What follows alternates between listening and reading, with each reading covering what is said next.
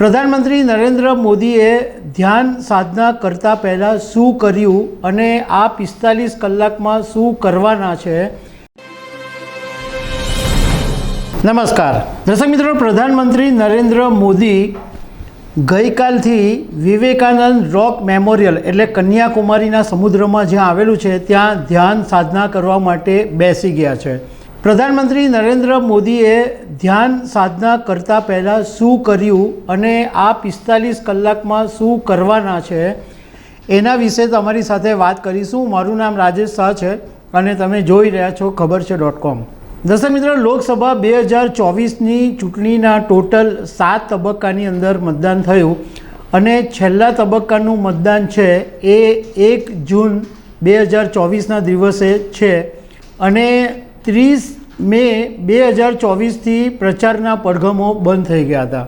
1 જૂને જે મતદાન થવાનું છે એમાં 8 રાજ્યો અને 57 બેઠકો છે અને એક વારાણસીની બેઠક છે જેમાં પ્રધાનમંત્રી નરેન્દ્ર મોદી પોતે ઉમેદવાર છે।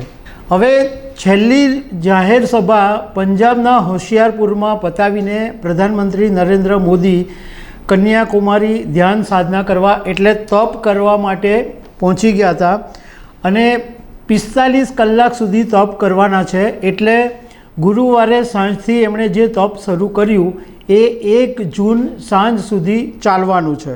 હવે જે વિગત જાણવા મળી છે એ મુજબ આ 45 કલાકની અંદર પ્રધાનમંત્રી નરેન્દ્ર મોદી માત્ર લિક્વિડ ડાયટ જ લેશે અને આ લિક્વિડ ડાયટની અંદર નારિયેળ પાણી હશે અને દ્રાક્ષનું જ્યુસ, આટલું 2 વસ્તુ પ્રધાનમંત્રી ડાયટમાં લેશે અને મૌન ઉપવાસ કરશે અને ધ્યાન ખંડમાંથી 45 કલાકથી સુધી બહાર નહીં આવે।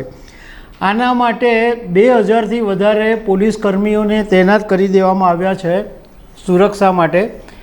હવે આ જે પ્રધાનમંત્રી નરેન્દ્ર મોદી ધ્યાન કરવા ગયા છે એ ભારતનો દક્ષિણનો છેલ્લો છેડો છે કન્યાકુમારી અને કન્યાકુમારી એ સ્થાન છે જ્યાં ભારતનો પૂર્વ અને પશ્ચિમ દરિયા કિનારો મળે છે અને હિન્દી મહાસાગર, બંગાળની ખાડી અને અરબી સમુદ્રનું મિલન સ્થાન પણ છે। હવે પ્રધાનમંત્રી નરેન્દ્ર મોદી જ્યારે ગુરુવારે પંજાબના હોશિયારપુરમાં સભાપતિ એ પછી તિરુવનંતપુરમ પહોંચ્યા હતા અને તિરુવનંતપુરમથી હેલિકોપ્ટર દ્વારા 97 કિલોમીટર દૂર આવેલા કન્યાકુમારી પહોંચ્યા હતા અને તેમનું જે હેલિકોપ્ટર છે એ 300 મીટર દૂર વિવેકાનંદ મંડપમ જ્યાંની સામે ઉતર્યું હતું। આ વિવેકાનંદ રોક મેમોરિયલ એ સ્થળ છે જ્યાં સ્વામી વિવેકાનંદે પોતે પણ ત્યાં સાધના કરી હતી। જો કે વિવેકાનંદ રોક મેમોરિયલ પર સાધના કરવા માટે પહોંચતા પહેલાં પ્રધાનમંત્રી નરેન્દ્ર મોદી ત્યાં નજીક આવેલા ભગવતી અમ્માન મંદિરમાં પૂજા કરવા માટે પણ ગયા હતા। એમણે ત્યાં પૂજા કરી અને ભગવાન અમ્માનનું જે મંદિર છે એનો ઉલ્લેખ પ્રાચીન ગ્રંથોની અંદર પણ છે। એવું કહેવામાં આવે છે કે 3000 વર્ષ પહેલાં ભગવાન પરશુરામે દેવી કન્યાકુમારીની પ્રતિમા અહીંયા સ્થાપી હતી।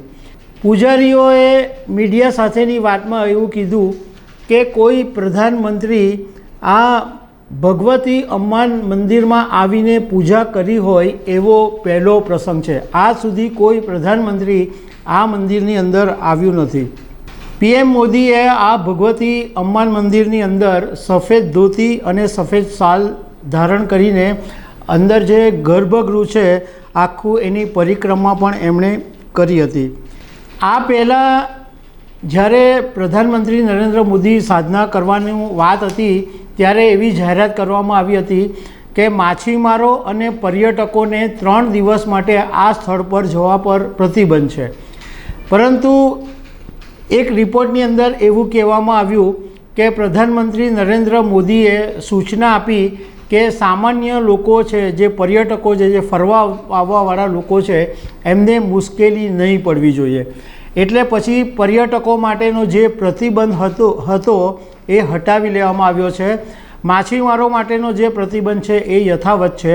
પણ પર્યટકોનો માટેનો જે પ્રતિબંધ હટાવી લેવામાં આવ્યો અને એમને જ્યાં પ્રધાનમંત્રી વિવેકાનંદ રોક પર સાધના કરવાના છે એ વિસ્તારને છોડીને બીજા કોઈ પણ વિસ્તારની અંદર પર્યટકો કે સામાન્ય લોકો ફરી શકશે.